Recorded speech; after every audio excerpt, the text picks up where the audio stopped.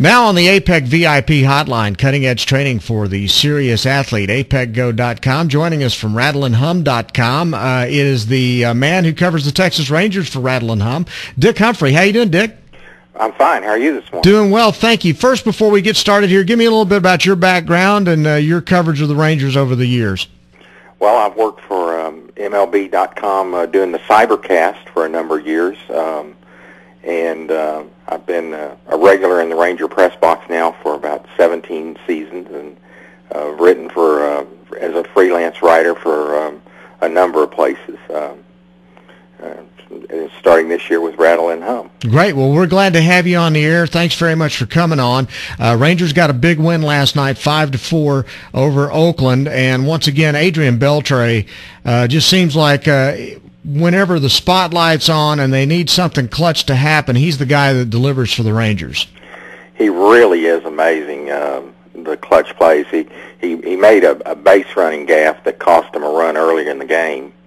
Got picked off second on a ball that skipped away from the catcher, and Nelson Cruz followed with a double that would have scored him. But he certainly atoned for it with the home run and the game-winning single up the middle in the ninth. Can you give me some kind of idea just what kind of pain he's playing in right now with this stomach problem he's got? You know, it's hard to tell with him. I mean, he admits there's some pain, so it must be pretty bad. But it's certainly sort of mysterious what the ailment is. We've heard intimations of scar tissues from previous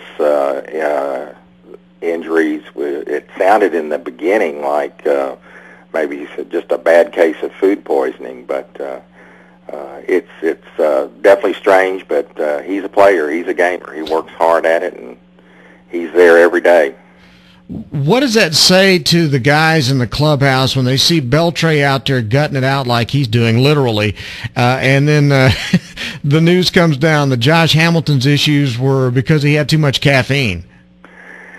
Well, you know, Josh made some comment yesterday about, hey, it's me. It's got to be strange, or it's got to be weird. I forget what term he used. Yeah. So it always seems to be some drama with Josh, and I think in a lot of ways the players just look at it and shake their heads and go on. It doesn't bother them. But at the same time, you see just how much he means to this lineup, because he had the home run last night, and he also got a walk early that set up the game-winning RBI, I think, right? Well, there's no question when he's in there, it changes the pitching patterns to the hitters around him, and it just makes the whole lineup better.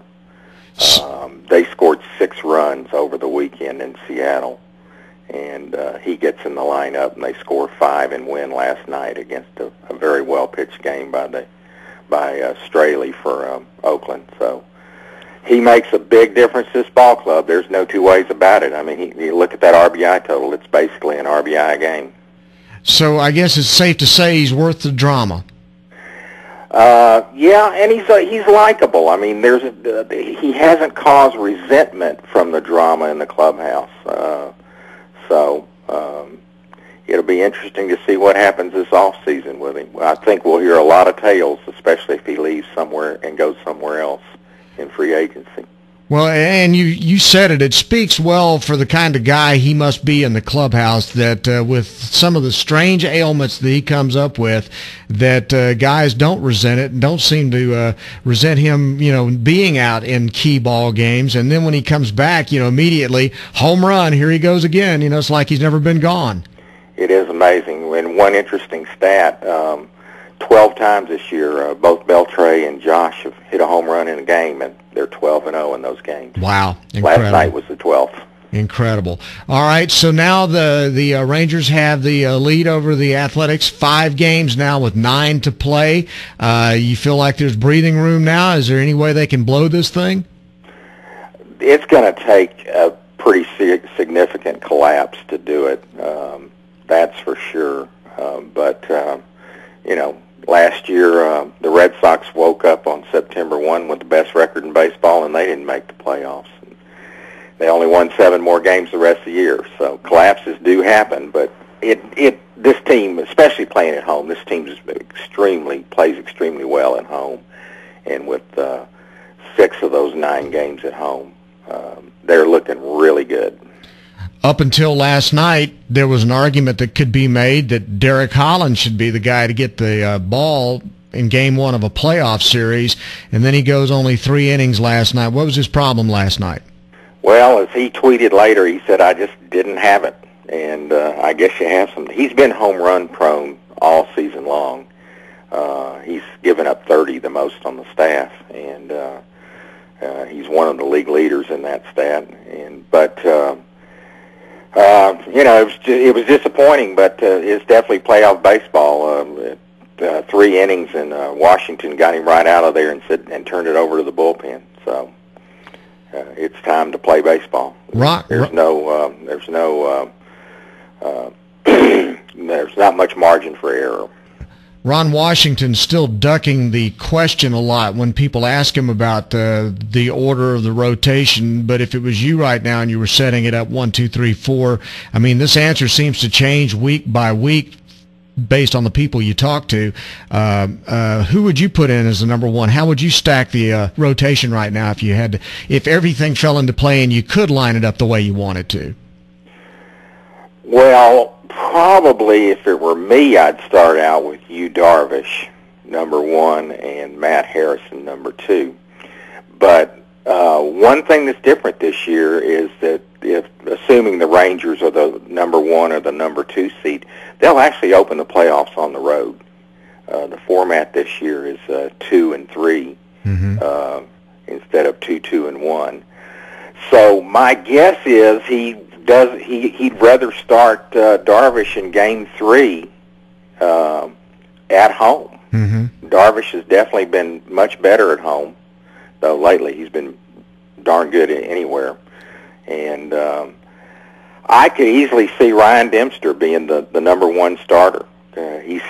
Washington has said he's going to break up the left-handers. Not going to have them consecutively. So something like Dempster, Harrison, Darvish, and Holland. It would be my guess is what Washington's going to come up with. But hey, they got to win this thing so they can set it up. Absolutely, and they certainly have the opportunity right now. And it looks like, and you tell me what you think, but it looks like the A's are starting to run out of steam. Lost 6 of 8 now. Well, you could see this schedule stretch coming along to catch up with them. I mean, they've been in Detroit, they've been in New York. This is the final 3 games of a 3-city 10-game road trip. It was always a schedule stretch that was going to challenge them. There's no doubt about that. Well, it's absolutely challenging them now, and again, the Rangers can go a long way toward driving another nail in the coffin if they can win again tonight and maybe take 3 out of 4 or even sweep the series. It'd be real close to putting it away if they can pull that off, right? Well, the sweep clinches it. 3 out of 4 clinches a tie. There you go. Well, that's all they got to do then. No big deal. Hey, Dick, thanks very much for coming on with us. We really do appreciate it, and we look forward to talking to you down the line as this thing continues to unfold. Yeah, hopefully we'll have the World Series back in Texas to be talking about. I'm all for that. That'd be great. Hey, Dick, thanks very much again. Great talking to you, and we appreciate you guys from Rattle and Hum a lot. All right. Thanks so much. Dic Humphrey from rattleandhum.com on Bryan Houston Sports Radio Live on 99.3 Talk FM.